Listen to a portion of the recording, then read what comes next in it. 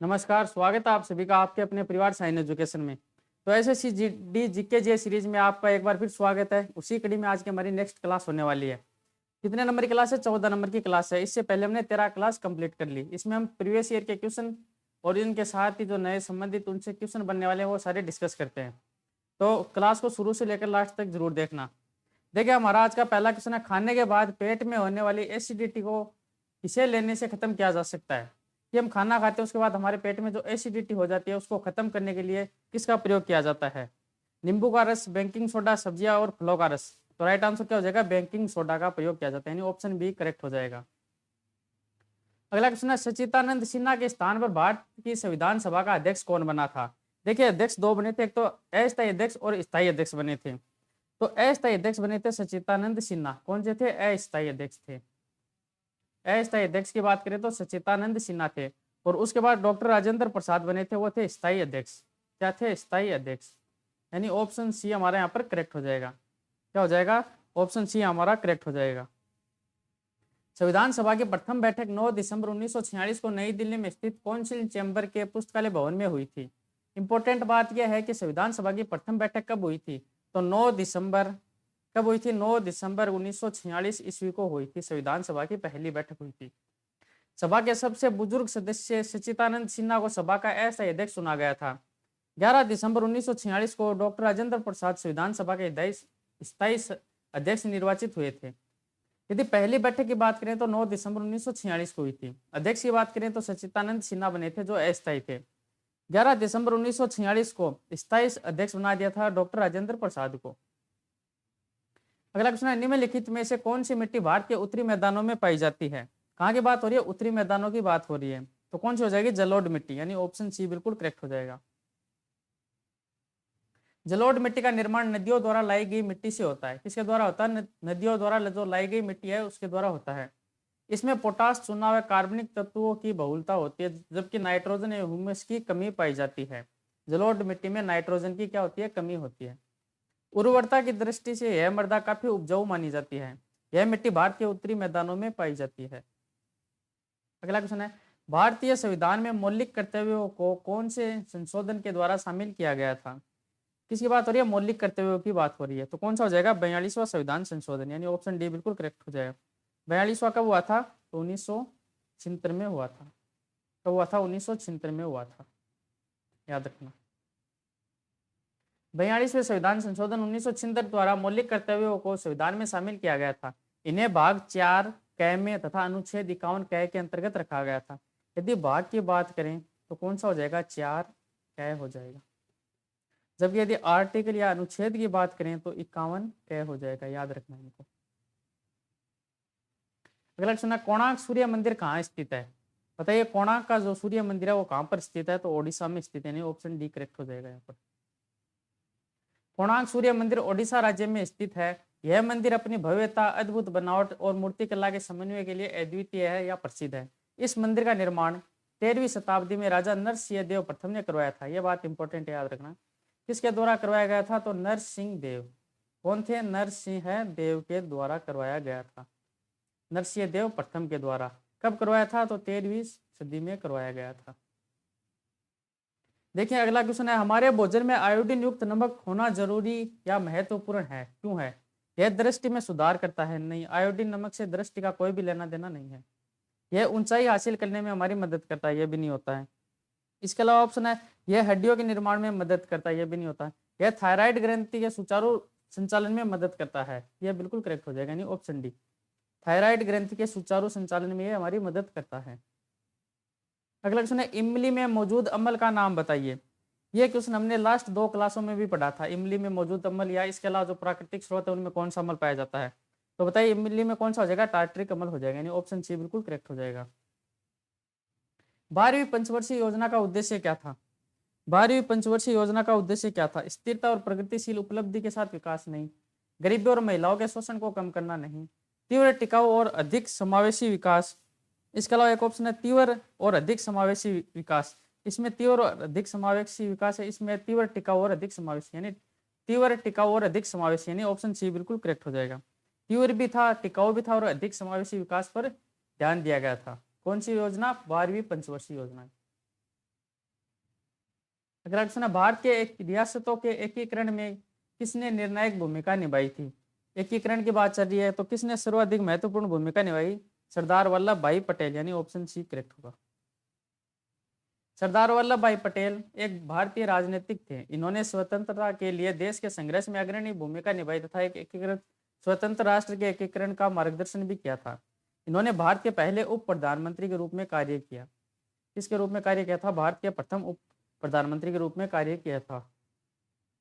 अगला क्वेश्चन है, moon walk प्रसिद्ध नृत्य चाल निम्नलिखित में से किसके साथ जुड़ा हुआ है? तो राइट आंसर क्या हो जाएगा? माइकल जैक्सन, यानी ऑप्शन बी बिल्कुल करेक्ट हो जाएगा। मून वॉक प्रसिद्ध नृत्य चाल माइकल जैक्सन के साथ जुड़ा हुआ है। Michael Jackson king of pop लोकप्रिय अमेरिकी पॉप गायक थे। इन्हें क्या बोलते हैं? किंग ऑफ पॉप, जिन्होंने मात्र 11 वर्ष की आयु में व्यावसायिक रूप से गायकी आरंभ कर दी थी। अगला क्वेश्चन है, किस आंदोलन का नेतृत्व मोहम्मद अली बेग तथा शौकत अली ने किया था? किसकी बात हो रही है? मोहम्मद अली बेग, नेतृत्व मोहम्मद अली और शौकत अली ने किया था। तो कौन सा आंदोलन हो जाएगा? खिलाफत आंदोलन, यानी ऑप्शन बी खिलाफत आंदोलन। खिलाफत आंदोलन का नेतृत्व मोहम्मद अली तथा शौकत अली ने किया था। नाम याद रखना दोनों का। खिलाफत आंदोलन भारतीय मुसलमानों का मित्र राष्ट्रों के विरुद्ध, विशेषकर ब्रिटेन के खिलाफ तुर्की के खिलाफ खलीफा के समर्थन में आंदोलन था। किसके समर्थन में था? तुर्की के खलीफा के समर्थन में आंदोलन किया गया था। नेक्स्ट क्वेश्चन है, 1977 में भारतीय जनसंघ बीजेएस की स्थापना निम्नलिखित में से किसने की थी? किसकी बात हो रही है? बीजेएस की, भारतीय जनसंघ की स्थापना 1977 में किसने की थी? तो राइट आंसर क्या हो जाएगा? श्यामा प्रसाद मुखर्जी, यानी ऑप्शन सी करेक्ट हो जाएगा। भारतीय जनसंघ बीजेएस भारत का एक पुराना राजनीतिक दल था। इस दल की स्थापना श्यामा प्रसाद मुखर्जी द्वारा 21 अक्टूबर 1951 को दिल्ली में की गई थी। भारतीय जनसंघ ने 1980 में भारतीय जनता पार्टी बनी। भारतीय जनसंघ से 1980 में कौन सी पार्टी बन गई? भारतीय जनता पार्टी बन गई। जबकि भारतीय जनसंघ की स्थापना कब हुई थी? तो 21 अक्टूबर 1951 को हुई थी। किसके द्वारा? श्यामा प्रसाद मुखर्जी के द्वारा। अगला क्वेश्चन है, बांधों को आधुनिक भारतीय मंदिर किसने कहा है? बताइए, बांधों को आधुनिक भारत के मंदिर किसने कहा है? तो पंडित जवाहरलाल नेहरू, यानी ऑप्शन डी करेक्ट हो जाएगा। भारत के प्रथम प्रधानमंत्री पंडित जवाहरलाल नेहरू ने बांधों को आधुनिक भारत का मंदिर कहा था। वे 15 अगस्त 1947 से 27 मई 1964 तक प्रधानमंत्री रहे थे। और कौन से थे? प्रथम प्रधानमंत्री रहे थे, प्रथम। वे आधुनिक भारतीय राष्ट्र और लोकतांत्रिक गणतंत्र के वास्तुकार भी माने जाते हैं। नेक्स्ट क्वेश्चन, यदि दूध को ग्रीष्म काल में फ्रीज से बाहर रखा जाए तो वह खट्टा हो जाता है, जिसका कारण है? यदि दूध को हम गर्मी के समय में फ्रीज में नहीं रखते हैं, बाहर रख देते हैं, तो वह थोड़ी देर में खट्टा हो जाता है, जिसका कारण क्या होता है बताओ? तो इसका राइट आंसर क्या हो जाएगा? लैक्टोज एसिड में लैक्टोज शर्करा का रूपांतरण हो जाता है, यानी ऑप्शन सी करेक्ट हो जाएगा। कागजी शिल्प सांची की उत्पत्ति भारत के निम्नलिखित में से किस स्थान पर हुई थी? किसकी सांची की बात हो रही है? भारत के निम्नलिखित में से कहां पर, किस स्थान पर उत्पत्ति हुई थी? यानी मथुरा, यानी ऑप्शन डी बिल्कुल करेक्ट हो जाएगा। मथुरा कहां पर है? उत्तर प्रदेश में है। कौन से प्रदेश में है? उत्तर प्रदेश में है। नेक्स्ट क्वेश्चन पर, भारतीय राष्ट्रीय कांग्रेस के लाहौर अधिवेशन ने किस वर्ष 26 जनवरी को स्वतंत्रता दिवस के रूप में मनाने की घोषणा की थी? 1935, 42, 30 और 20। तो राइट आंसर क्या हो जाएगा? 1930, यानी ऑप्शन सी बिल्कुल करेक्ट हो जाएगा। भारतीय राष्ट्रीय कांग्रेस का 45वां अधिवेशन 1929 कहां पर हुआ था? लाहौर, पंडित जवाहरलाल नेहरू की अध्यक्षता में हुआ था। इस अधिवेशन में 26 जनवरी 1930 को प्रथम स्वाधीनता दिवस के रूप में मनाने का विनिश्चय किया गया था, या निश्चय किया गया था। कब किया गया था? 26 जनवरी 1930 को प्रथम स्वाधीनता दिवस के रूप में मनाए जाने के निश्चय किया था। अगला क्वेश्चन है, विश्व धरोहर स्थल रोबेन द्वीप निम्नलिखित में से किस विभूति से संबंधित है? कौन सी बात हो रही है? रोबेन द्वीप की बात हो रही है। तो राइट आंसर क्या हो जाएगा? नेल्सन मंडेला से संबंधित है। किससे संबंधित है? नेल्सन मंडेला से, यानी ऑप्शन बी बिल्कुल करेक्ट हो जाएगा। विश्व धरोहर स्थल रोबेन द्वीप दक्षिण अफ्रीका नेल्सन मंडेला से संबंधित है। इस स्थल को विश्व धरोहर स्थल का दर्जा 1991 में मिला था। दक्षिण अफ्रीका के प्रथम अश्वेत भूतपूर्व राष्ट्रपति नेल्सन मंडेला ने राष्ट्रपति बनने से पूर्व रंग भेद विरोधी संघर्ष के कारण 27 वर्ष रोबेन द्वीप में कारागार के रूप में बिताए थे। अगला क्वेश्चन है, निम्नलिखित में से कौन सा ग्रीन हाउस गैस नहीं है? बताइए, निम्नलिखित में से कौन सा ग्रीन हाउस गैस नहीं है? तो देखिए, कार्बन डाइऑक्साइड CO2 होती है, नाइट्रस ऑक्साइड होती है, मीथेन होती है, जबकि आर्गन ग्रीन हाउस गैस नहीं होती है। यानी ऑप्शन बी बिल्कुल करेक्ट हो जाएगा। Carbon dioxide, nitrous oxide, methane, chlorofluorocarbon आदि ग्रीन हाउस गैसें हैं। याद रखना इंपॉर्टेंट है, carbon dioxide, nitrous oxide, methane, chlorofluorocarbon आदि क्या है, ग्रीन हाउस गैसें हैं। इन गैसों का उत्सर्जन आम प्रयोग के उपकरणों यथा स्कूटर, कार, फ्रिज आदि से होता है। ग्रीन हाउस गैसें वातावरण अथवा जलवायु में परिवर्तन और अंततः भूमंडलीय उष्मीकरण के लिए उत्तरदायी होती है। अगला क्वेश्चन है, संपत्ति के अधिकार को भारतीय संविधान के किस संशोधन द्वारा मौलिक अधिकारों की सूची से हटा दिया गया था? तो कौन सा था? 44वां संविधान संशोधन की बात हो रही है, यानी ऑप्शन ए बिल्कुल करेक्ट हो जाएगा। भारतीय संविधान के 44वें संशोधन 1978 के द्वारा संपत्ति के अधिकार को मौलिक अधिकारों की सूची से हटाकर विधिक या कानूनी अधिकारों की श्रेणी में रखा गया था। उस स्थान का नाम बताइए जहां ओलंपिक खेलों की उत्पत्ति हुई थी। सर्वप्रथम ओलंपिक खेलों की उत्पत्ति कहां पर हुई थी? तो यूनान में हुई थी, यानी ऑप्शन सी करेक्ट हो जाएगा।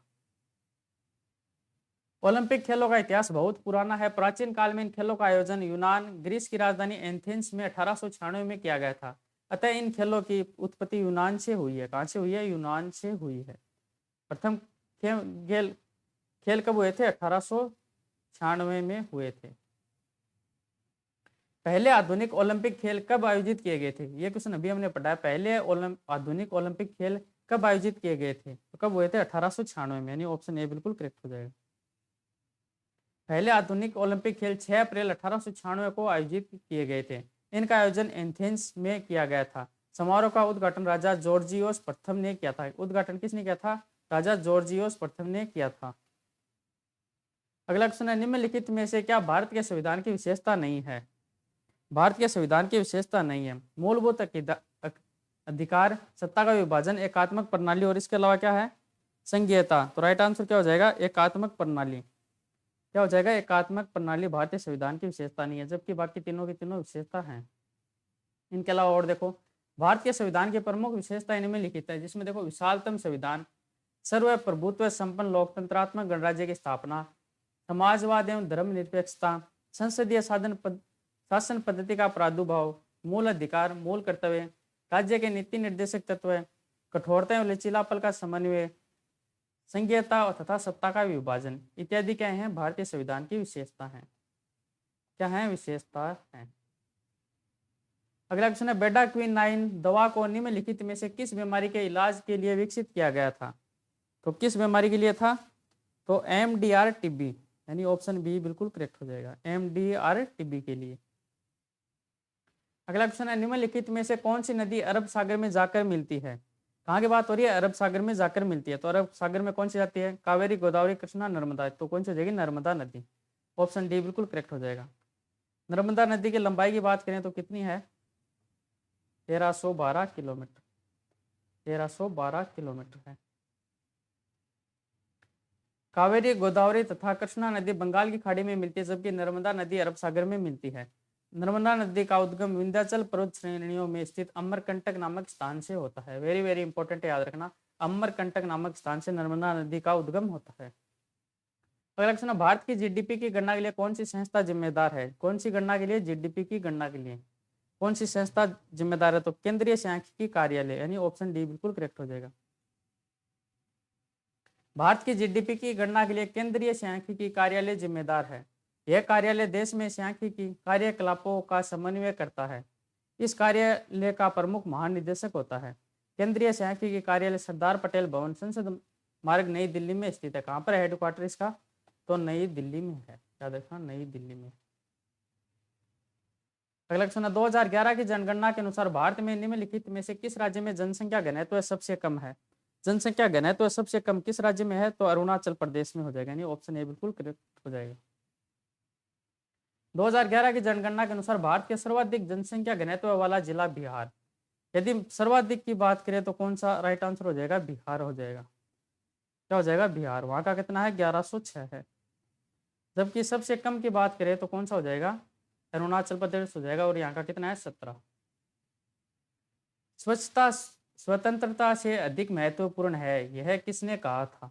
तो किसने कहा था? महात्मा गांधी जी ने कहा था, यानी ऑप्शन बी करेक्ट हो जाएगा। डूरंड कप किस खेल से संबंधित है? तो डूरंड कप का संबंध किस खेल से हो जाएगा? यानी फुटबॉल से हो जाएगा। ऑप्शन सी करेक्ट हो जाएगा। डूरंड कप फुटबॉल खेल से संबंधित है। डूरंड प्रतियोगिता का आयोजन भारत में होता है। कहाँ पर होता है? भारत में होता है। यह भारत में फुटबॉल का सबसे पुराना टूर्नामेंट है। भारत में पहली बार फुटबॉल प्रतियोगिता डूरंड कप 1988 में शिमला में आयोजित की गई थी। कब की गई थी? 1988 में। कहाँ पर? शिमला में। एक यूकैरियोटिक कोशिका में एक नाभिक सहित झिल्ली से बंधे अंग होते हैं जो कोशिकीय प्रक्रियाओं को में कार्य करने में सहायक होते हैं। अलगाव, समावेश, विभाजन और द्विविभाजन। तो राइट आंसर क्या हो जाएगा? अलगाव, यानी ऑप्शन ए बिल्कुल करेक्ट हो जाएगा। भारत सरकार द्वारा योजना आयोग किस वर्ष में स्थापित किया गया था? किसकी बात हो रही है? योजना आयोग की। तो 1950 में, यानी ऑप्शन ए करेक्ट हो जाएगा। भारत सरकार द्वारा योजना आयोग 15 मार्च 1950 को स्थापित किया गया था। कब की बात है? 15 मार्च 1950 को योजना आयोग की स्थापना की गई थी। 15 अगस्त 2014 को इसे समाप्त करने की घोषणा कर दी गई। इसके बाद देखो, जनवरी 2015 को मंत्रिमंडल के एक प्रस्ताव के तहत एक नई संस्था नीति आयोग अस्तित्व में आई थी, यानी नीति आयोग की स्थापना कर दी गई थी। किसकी जगह पर? योजना आयोग की जगह पर। नीति आयोग किसके जगह पर आया था? योजना आयोग की जगह पर आया था। देखिए अगला क्वेश्चन, चावल की एक अनोखी किस पोकली जो लवणता को बनाए रख सकती है वह स्थानिक रूप से भारत के किस राज्य से है? तो राइट आंसर क्या हो जाएगा? केरल, यानी ऑप्शन सी। चावल की एक अनोखी किस्म पोकली जो लवणता को बनाए रख सकती है वह स्थानीय रूप से भारत के केरल राज्य से संबंधित है। यह किस्म खारे जल के प्रतिरोध के लिए जानी जाती है। इसकी पैदावार केरल के तटीय जिलों अल्लापुंजा, एर्नाकुलम व त्रिशूर में की जाती है। अगला क्वेश्चन है, जब सरकार का कुल राजस्व उधार को छोड़कर नियोजित व्यय से कम है तो इसे क्या कहा जाता है? क्वेश्चन को देखिए, जब सरकार का कुल राजस्व उधार को छोड़कर नियोजित व्यय से कम है तो इसे क्या कहा जाता है? तो क्या कहा जाता है? राजकोषीय घाटा, यानी ऑप्शन बी करेक्ट हो जाएगा यहाँ पर। जब सरकार का कुल राजस्व उधार को छोड़कर नियोजित व्यय से कम है तो इसे राजकोषीय घाटा कहा जाता है। राजकोषीय घाटा कुल व्यय यानी राजस्व व्यय प्लस पूंजीगत व्यय और उधार को छोड़कर कुल प्राप्तियों का अंतर होता है। अगला क्वेश्चन है, दागर मियां मल्हार का सर्जन किसने किया था? तो राइट आंसर क्या हो जाएगा? तानसेन, यानी ऑप्शन बी बिल्कुल करेक्ट हो जाएगा। तानसेन रामतनु पांडे सम्राट अकबर के नवरत्नों में शामिल थे। मूल नाम क्या था? रामतनु पांडे। वह हिंदुस्तानी शास्त्रीय संगीत का एक महान ज्ञाता था। इसकी प्रमुख कृतियों की बात करें तो मियाँ की टोडी, मियाँ का मल्हार, मियाँ का सारंग और खरबारी का नारा आदि थी। अगला क्वेश्चन है, हिमालय खालिस्तान पहाड़ों का एक उदाहरण है। ज्वालामुखी, परत, खंड और पठार। तो कौन सी हो जाएगी? परत पहाड़ों का एक उदाहरण है हिमालय परत पहाड़ों का एक उदाहरण है। भूवैज्ञानिकों के मतानुसार जहां आज हिमालय पर्वतमाला अवस्थित है वहां पूर्व में टेथिस नामक उथला समुद्र था। कौन सा था? टेथिस नामक था। हिमालय की उत्पत्ति के संबंध में आधुनिक सिद्धांत प्लेट विवर्तन की है, ये याद रखना। हिमालय पर्वत भारतीय उपमहाद्वीप को मध्य एशिया और तिब्बत से अलग करता है। किसको? मध्य एशिया और तिब्बत को अलग अलग करता है। भारत में सर्वोच्च शांति काल वीरता पुरस्कार कौन सा है? किसकी बात हो रही है? सर्वोच्च शांति काल वीरता पुरस्कार कौन सा है? तो कौन सा हो जाएगा? अशोक चक्र, ऑप्शन सी करेक्ट हो जाएगा।